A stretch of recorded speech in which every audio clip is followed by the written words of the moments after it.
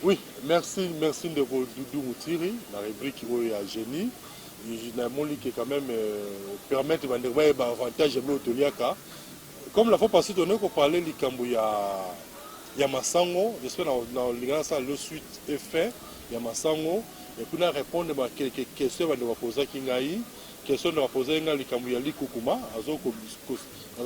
qu'est-ce qu'il faut faire pour éviter Likukuma, la question de poser Kingaï à Carrie dentaire, on peut se répondre d'ango, et puis na muta pour la question il y a Olia Mabele, ce qui est traité maladie, na ko expliquer. Mais entre-temps, na masango yebelo morondeko, na pesa j'espère na origine masango, na pesa qui maladie comment différents pays et traité na comment et traité maladie na masango. Mais na ko expliquer seulement que masango normalement avant de côté maladie au masango personne, parce que bien que masango non seulement azali loko bien kolia, mais masango peut assurer peu maladie. Mais les gens ont expliqué le monde quand on a contre la maladie, les gens vont se demander est-ce que Massango y a bien zanine. Déjà c'est moule, au Bézali, Massango y a autre, mais ça vient à maïs. Écoutez, nous avons toujours la pondu. Au moins la moto a préféré pondu à caoutchouc. Tu sais pondu à caoutchouc non? Pondu à caoutchouc c'est à manioc. Na pondu à Congo, voilà. Donc pondu à Congo. Na pondu à caoutchouc. So les deux pondu y a bien pondu à Congo et manioc pondu trop primaire. Il faut bien pondu à caoutchouc. Or le contraire c'est que pondu à bien d'aller pondu il y a manioc. C'est ça le vrai pondu. Dès mon pena masango. Masango y a bien zali masango oyoyo yo moko osomi ba nikeli yo. C'est ça le vrai maïs. Vous avez la protéine, la vitamine, alors, nani semoule ezalaka balongoli ba propriété, balongoli ba vitamine nyonso. Ba tikiloka rien que amidon.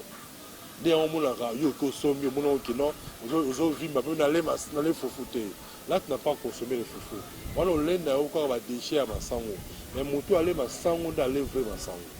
Alors, très rapidement la maladie sonnée pour la table militaire. Mais en tout cas, nous avons fait le numéro Zawana.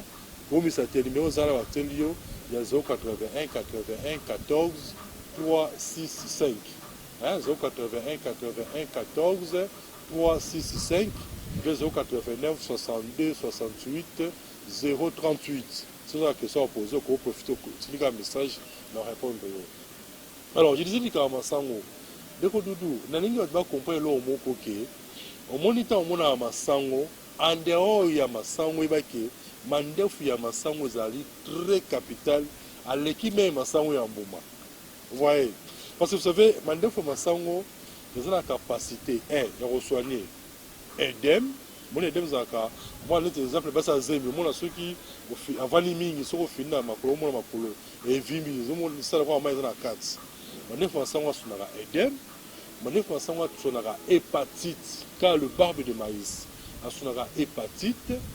Mandefu masango sonaka diabète, a sonara aussi fièvre jaune et puis mutoza pomi il y a hypertension. Mandefu masango za ma casse pour nous soigner en haut. Et puis il y a aussi que les gens doivent aussi savoir ce que nous avons une police les alliés seulement la poudre de maïs. Moi des aramasango on sait masango on nikisi farine ou dans poudre de wana kaka le masango poussière. Surtout par chaque soir avant de dormir.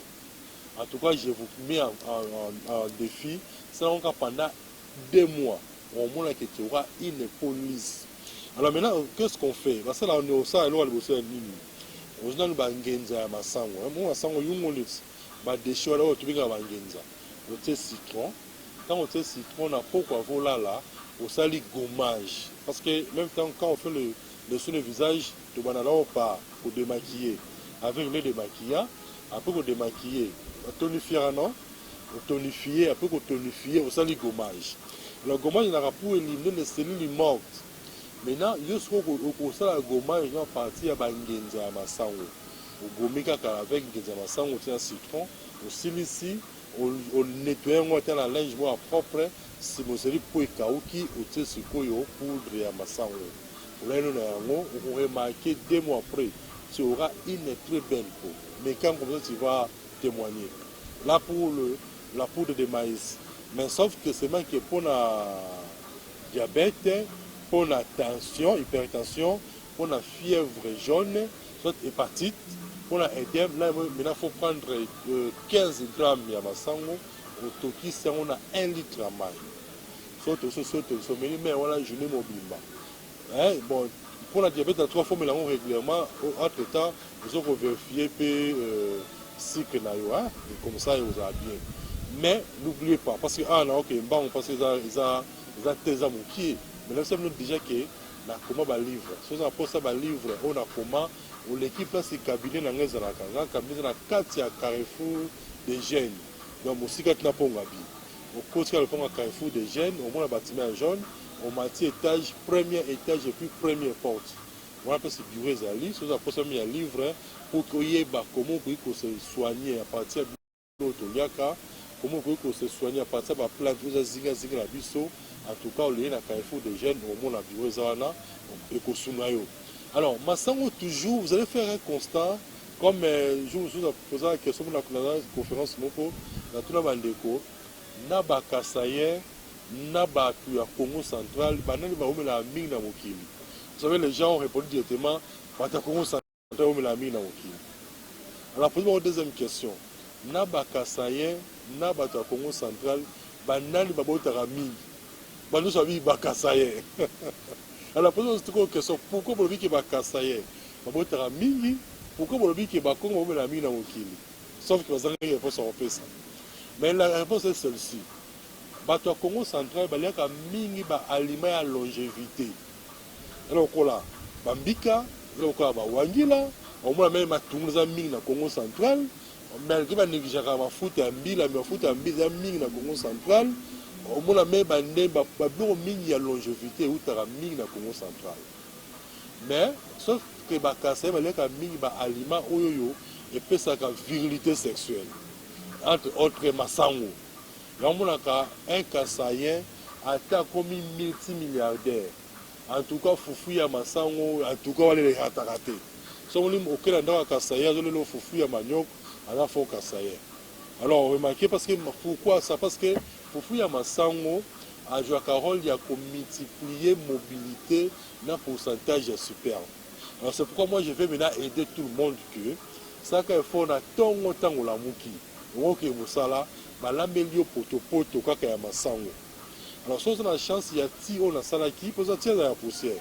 Parce que on a découvert soupe na poto wana, on mélangeait au méli.